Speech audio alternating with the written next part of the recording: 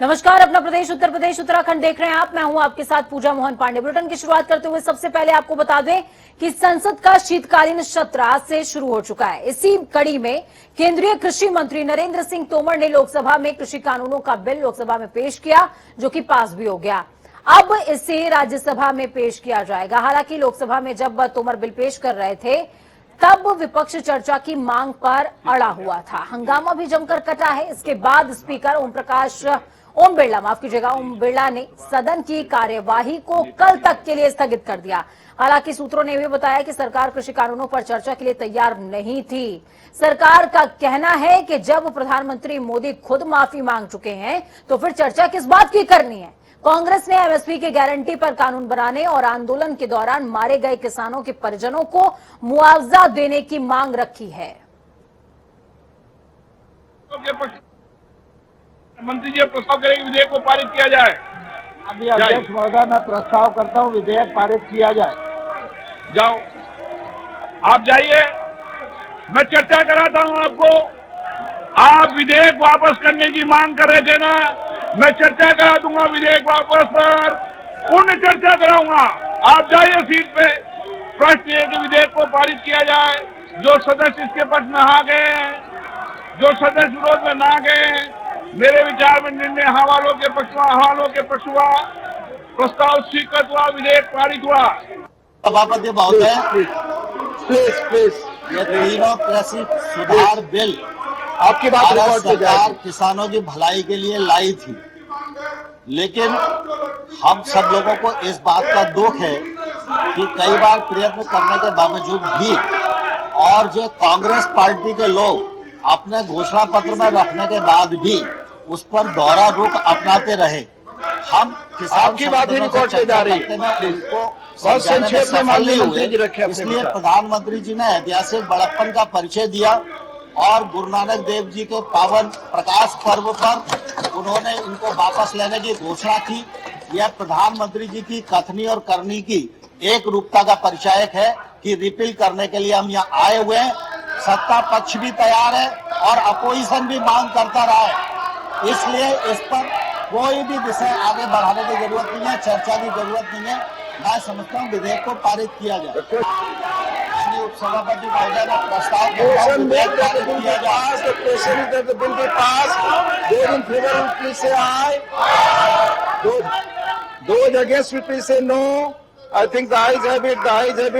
जाए। तो हामी के साथ में प्रस्ताव पारित हुआ वापसी का, लेकिन कृषि कानूनों की वापसी को लेकर कांग्रेस सांसद राहुल गांधी ने कहा कि सरकार ने जिस तरीके से कृषि कानूनों को बिना चर्चा किए रद्द कर दिया, ये दिखाता है कि सरकार चर्चा से डरती है, भागती है। सरकार जानती है कि उन्होंने गलत किया है। संसद के सत्र के दौरान 3 कृषि कानूनों, मृत किसानों के मुआवजे, काले कानून बनाने वाले के पीछे की शक्ति और यूपी में कैबिनेट मंत्री अजय मिश्रा के मुद्दे पर चर्चा होनी चाहिए थी, लेकिन सरकार ने यह होने नहीं दिया। सरकार समझती थी कि किसान गरीब हैं, मजबूर हैं और उनको दबाया जा सकता है। कांग्रेस नेता राहुल गांधी ने सरकार पर जमकर निशाना साधा और कहा, हमें पहले से ही पता था कि कृषि कानून वापस किए जाएंगे। ये जो 3 कानून थे, ये किसानों पर आक्रमण था, मजदूरों पर आक्रमण था। मगर किसानों और मजदूरों की जो डिफिकल्टीज है, मुश्किलें हैं, वो एमएसपी, कर्जा माफी, वो लंबी लाइन है, लंबी लिस्ट है, और वो अभी तक मतलब उनकी मांगे हैं और उनका हम समर्थन करते हैं। आपने कहा कि प्रधानमंत्री ने माफी मांगी, इसका मतलब प्रधानमंत्री ने ये एक्सेप्ट किया कि उनकी गलती के कारण से 700 लोग मारे गए हैं, उनकी गलती के कारण से ये जो पूरा आंदोलन हुआ है। तो फिर अगर उन्होंने गलती एक्सेप्ट कर ली है तो फिर कॉम्पनसेशन देना तो पड़ेगा।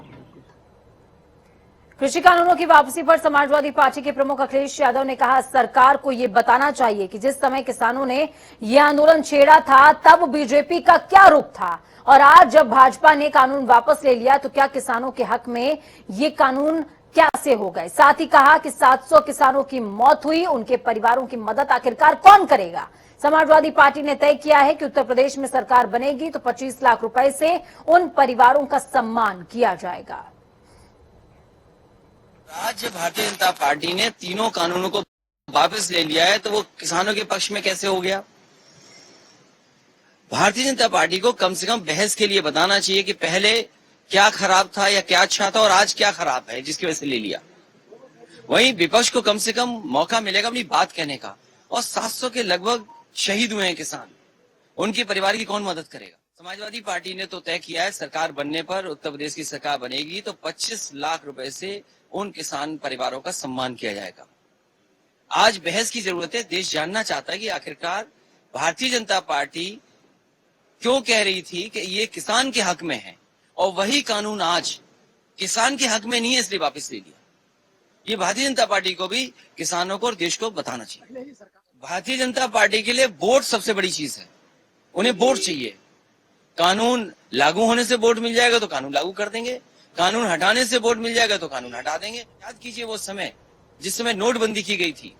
नोटबंदी का भी फैसला केवल उत्तर प्रदेश के चुनाव को लेकर के हुआ था और क्या नोटबंदी के परिणाम वही आए जो भारतीय जनता पार्टी इस समय बता रही थी।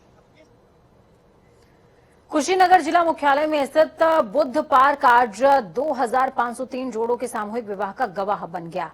उत्तर प्रदेश भवन और सनिर्माण कर्मकार कल्याण बोर्ड की तरफ से कन्या विवाह सहायता योजना के तहत इस सामूहिक विवाह कार्यक्रम का आयोजन किया गया था। इसमें कुशीनगर, देवरिया, गोरखपुर और महाराजगंज जिले से चयनित जोड़ों का विवाह संपन्न करवाया गया है। आपको बता दें कि इन नवविवाहित जोड़ों को स्वयं मुख्यमंत्री योगी आदित्यनाथ ने आशीर्वाद दिया। तो वहीं सीएम योगी ने कहा कि आज एक साथ 2503 कन्याओं के इस सामूहिक विवाह कार्यक्रम में कन्यादान की रस्म को मंच पर उपस्थित सभी जनप्रतिनिधियों को देखने का अवसर प्राप्त हुआ है।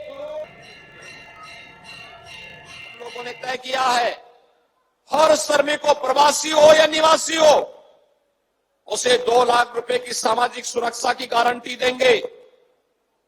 हर श्रमिक को 5 लाख रुपए की प्रतिवर्ष स्वास्थ्य बीमा का कवर देंगे। और यही नहीं, श्रमिक जैसे स्वामी प्रसाद जी कह रहे थे, आज वह यहां पर है, कल दूसरी जगह चला जाता है। बच्चे भी इसी प्रकार से घूमते रह जाते हैं, पढ़ाई नहीं कर पाते, योजनाओं का लाभ नहीं ले पाते। और इसलिए सरकार ने तय किया है हम श्रमिकों के बच्चों के लिए आवासीय विद्यालय बनाएंगे, अत्याधुनिक सुविधाओं से युक्त आवासीय विद्यालय। और इन आवासीय विद्यालयों में इन श्रमिकों के बच्चों को उच्च शिक्षा प्रदान करेंगे और उन्हें भी देश के महत्वपूर्ण पदों पर जाने का भरपूर अवसर उपलब्ध करवाने का कार्य किया जाएगा। जिसने रजिस्ट्रेशन करा दिया उसको सुविधा उपलब्ध करवाने की कार्रवाई प्रशासन ने की है। और इससे बड़ा सौभाग्य क्या हो सकता है? कन्या की शादी हो, मंत्री, विधायक, सांसद, सभी चेयरमैन, ब्लॉक प्रमुख, प्रशासन, मुख्यमंत्री, ये सभी आपके साथ में यहां पर खड़े हों। इससे बड़ा भव्य आयोजन दूसरा नहीं हो सकता। आज के इस अवसर पर एक बार फिर से मैं आप सबको हृदय से बधाई देता हूं, अपनी शुभकामनाएं देता हूं। कुशीनगर के लिए एक उपलब्धि है क्योंकि शादी ब्याह कुशीनगर, गोरखपुर, महाराजगंज, देवरिया, इन चारों जनपदों से वर और वधू पक्ष है। कोरोना फिर से दुनिया के तमाम देशों में कहर ढा रहा है, बहुत तेजी के साथ फैला है। हमें सावधानी बरतनी पड़ेगी, सतर्कता बरतनी पड़ेगी। 2 गज की दूरी और मास्क है जरूरी का पालन तो करें ही, लेकिन साथ साथ जिन्होंने वैक्सीन नहीं लिया है, अगर आपके अगल बगल आसपास परिचित मित्र शुभचिंतक कोई भी है, उसको जरूर बताइएगा कि फ्री में वैक्सीन है, ये वैक्सीन जरूर ले लेंगे। कोरोना से बचाव का एक महत्वपूर्ण साधन होगा।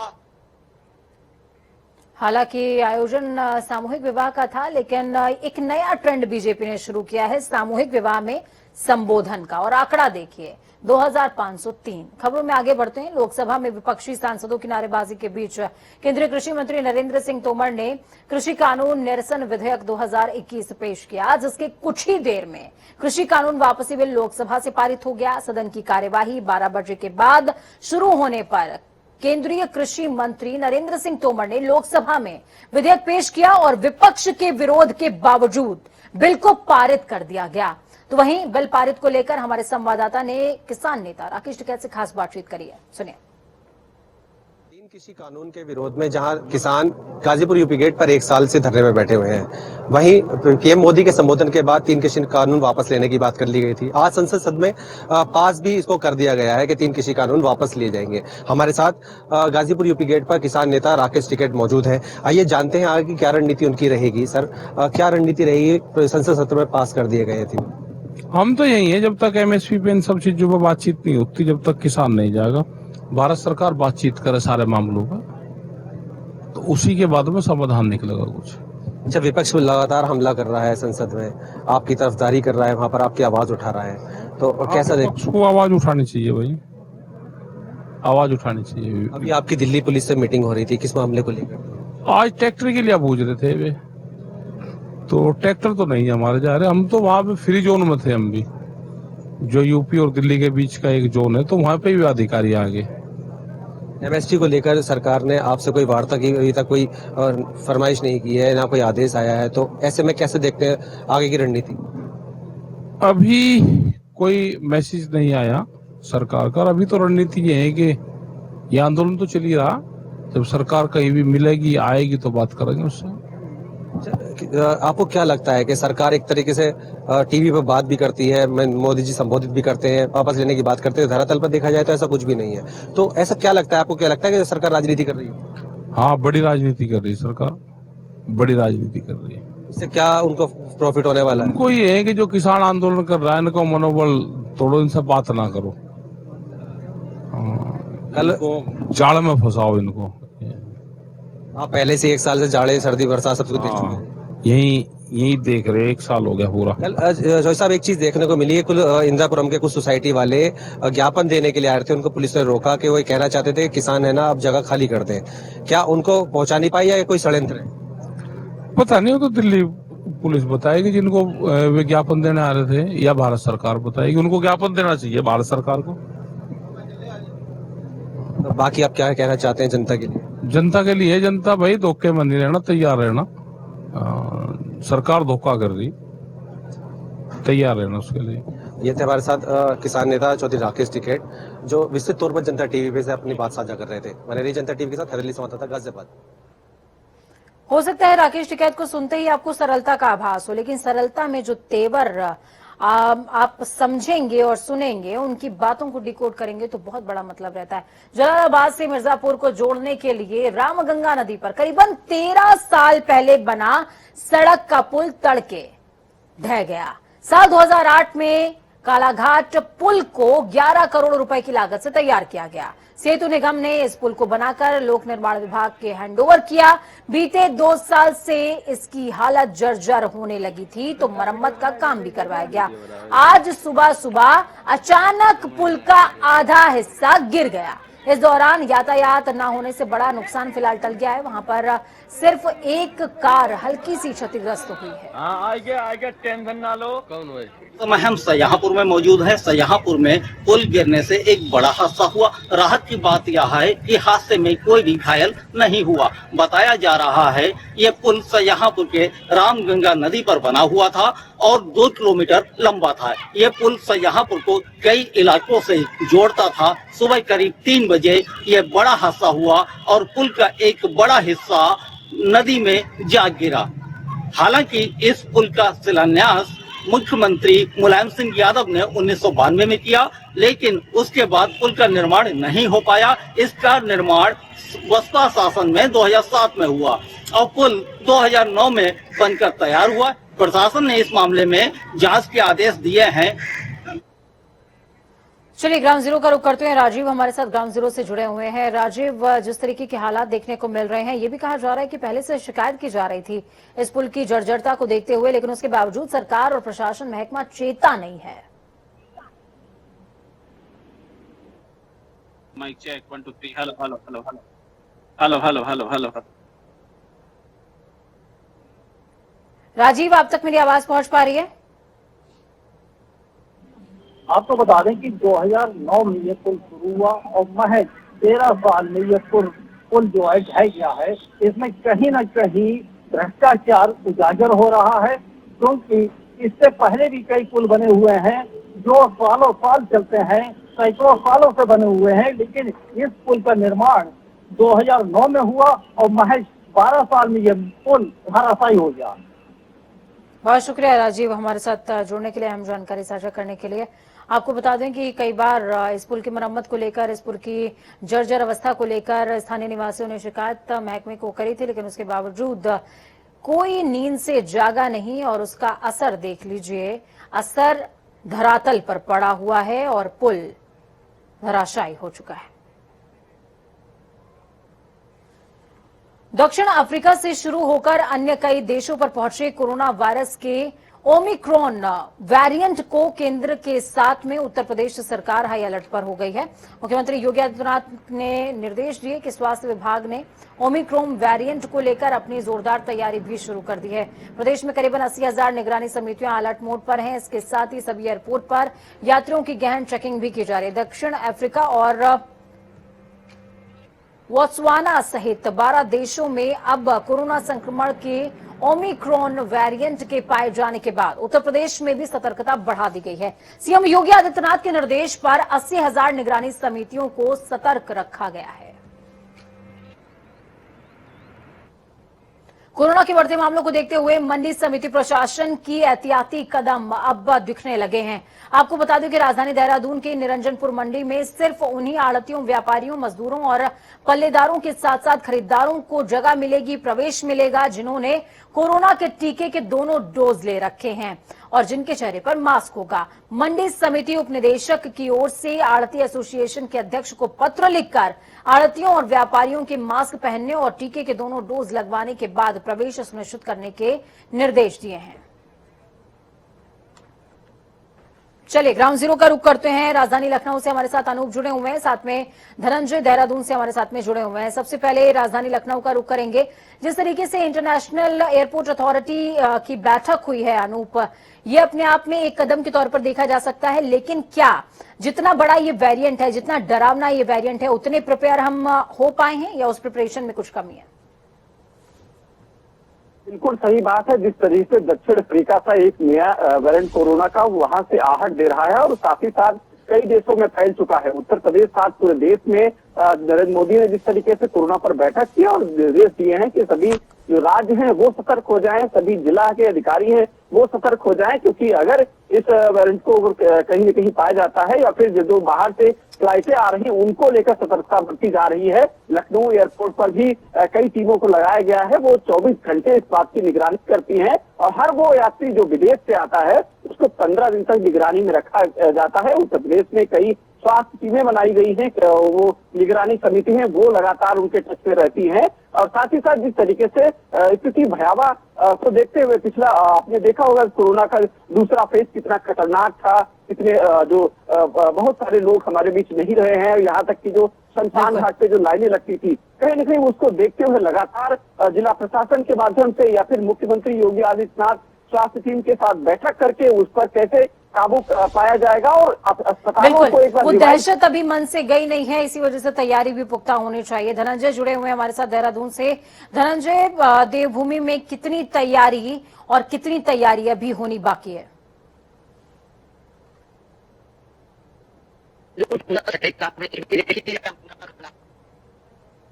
धनंजय, आपकी आवाज हम तक क्लियर नहीं पहुंच पा रही है। बहुत शुक्रिया आप दोनों का ही हमारे साथ जुड़ने के लिए, अहम जानकारी ग्राउंड जीरो से साझा करने के लिए। आपको बता दें कि मंडी समिति प्रशासन की तरफ से एहतियाती कदम उठाए जा रहे हैं और ठीक इसी तरीके से उत्तराखंड में भी दोनों डोजेस को कंपलसरी किया गया है। खबरों में आगे बढ़ते हैं।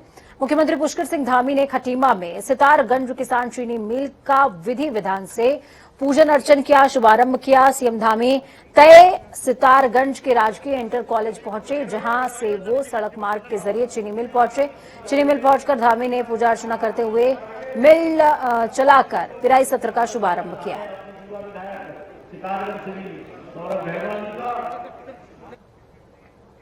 राजधानी में शताब्दी समारोह का आयोजन कार्यक्रम में सीएम योगी आदित्यनाथ भी मौजूद रहे हैं।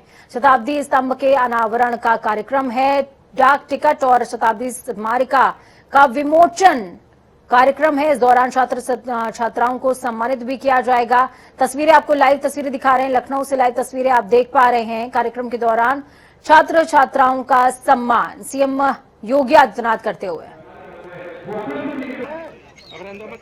कार्यक्रम में सीएम योगी आदित्यनाथ मौजूद हैं। छात्र छात्राओं का सम्मान इस दौरान किया जा रहा है।